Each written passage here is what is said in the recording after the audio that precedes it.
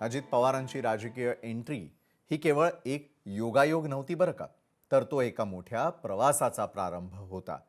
खरं तर 1982 पासूनच अजित पवार राजकीय पटलावरती सक्रिय होते. मात्र त्यांचा तो वावर साखर कारखान्यांच्या संचालक मंडळापुरता मर्यादित होता.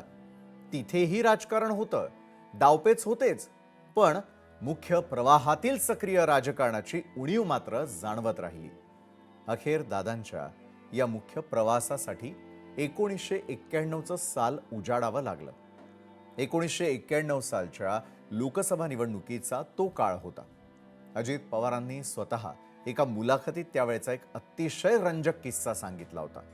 तेव्हा आजच्या राष्ट्रवादी काँग्रेसचा जन्म झालेला नव्हता आणि शरद पवार यांच्यासह अजित पवार हे समाजवादी काँग्रेसमधून मूळ काँग्रेसमध्ये आलेले होते. त्यावेळी दिल्लीमध्ये राजीव गांधींचं नेतृत्व होतं आणि उमेदवारीची सर्व सूत्र त्यांच्याच हातात होती. महाराष्ट्रातील जवळपास सर्व जागांचे उमेदवार जाहीर झाले. मात्र 2 जागांवरचा सस्पेन्स शेवटपर्यंत कायम होता. त्या जागा होत्या बारामती आणि कराड.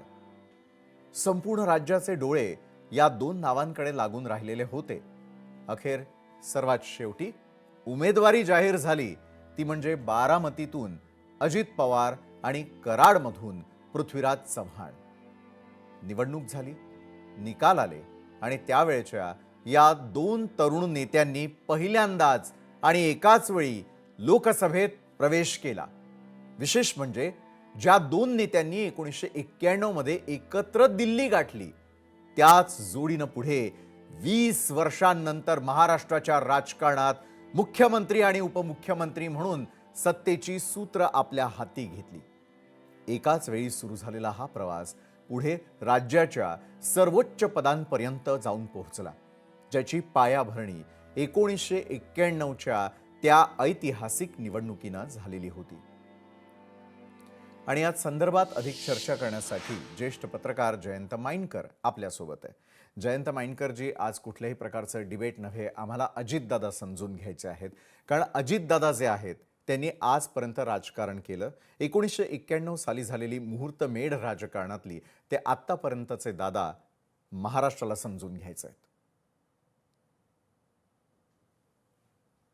खर तर मी केवळ 2 वाक्यात, म्हणजे जे आपल्या ह्याच्यातही आलेले आहे, आपल्या आधीच्या फार फार महत्वाची वाक्य आहेत ती 2.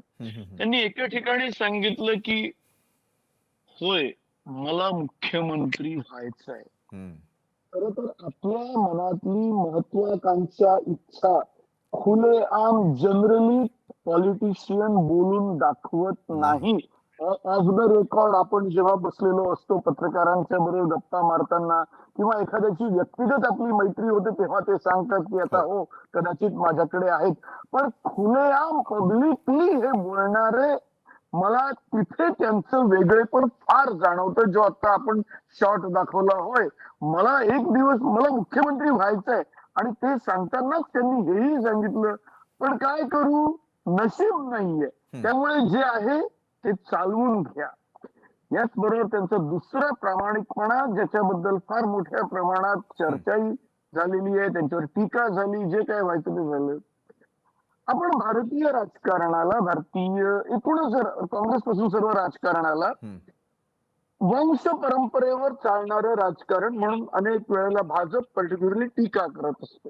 ही फॅक्ट आहे की हे फक्त वंश परंपरेवर चालत असतं असं म्हटलं जातं, आणि ते काही प्रमाणात सत्यता आहे.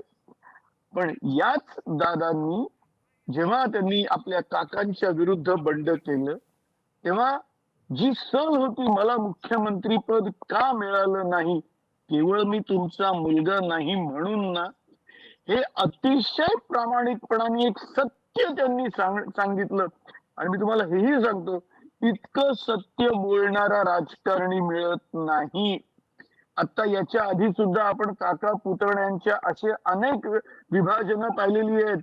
धनंजय मुंडे, गोपीनाथ मुंडे असतील, राज आणि बाळासाहेब असतील, अजित पवार आणि शरद पवार असतील, पण जो एक फ्रँक अप्रोच, जो स्पष्ट वक्तेपणा, जो आपण आपल्या अँकरिंग मध्ये सांगितला की काम होणार असेल तर होणार आहे, होणार नाही नसेल तर तोंडावर होणार नाही, तसं त्यांनी आपल्या मनातली सल आणि आपल्याला का नाही मिळत आहे मुख्यमंत्री पद याचं कारण मी केवळ तुमचा मुलगा नाही म्हणून हे सुद्धा सांगण्याची त्यांनी हिंमत दाखवलेली होती.